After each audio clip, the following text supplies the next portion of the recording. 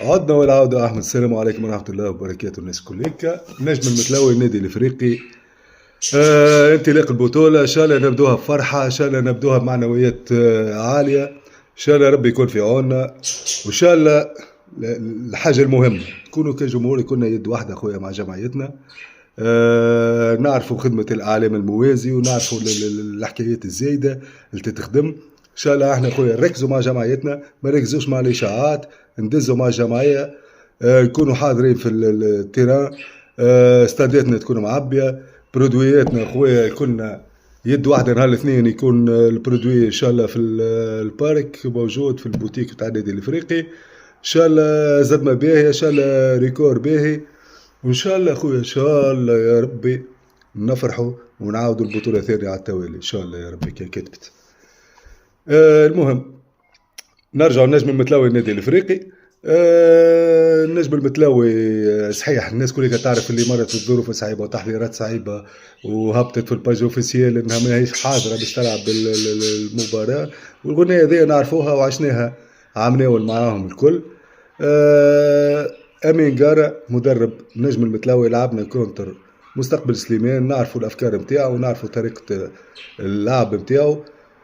نعرفوا اللي نجم المتلوي زاد في التيران نتاعو ماهوش ساهل. ليكيبات الكل عمناول لقات صعوبة كنت النجم المتلوي في التيران نتاعها. المطلوب 20 دقيقة الأولى خويا باش تحكم في المباراة كاملة إن شاء الله. الفرصة اللي باش بدمها خويا، باش تكون بدمها لازم تحط في الشبكة، على خاطر تحب ولا تكره باش يلعبوا 4-5-1. باش يلعبوا الخطوط باش تكون متقاربة برشا، يعني ماكش باش تلقى برشا فرص. هذاك علاش باش نركزوا خويا على بالاريتي، والفرصة المتاحة لازم تكون في الشبكة باش نلعبوا ونكملوا المباراة بأريحية. النجم المتلوي نقاط القوة نتاعو انه الكونتر اتاك باش يكون رابيد، باش يركز على التسديدات على بعد، باش يركز كيف على لي بالاريتي.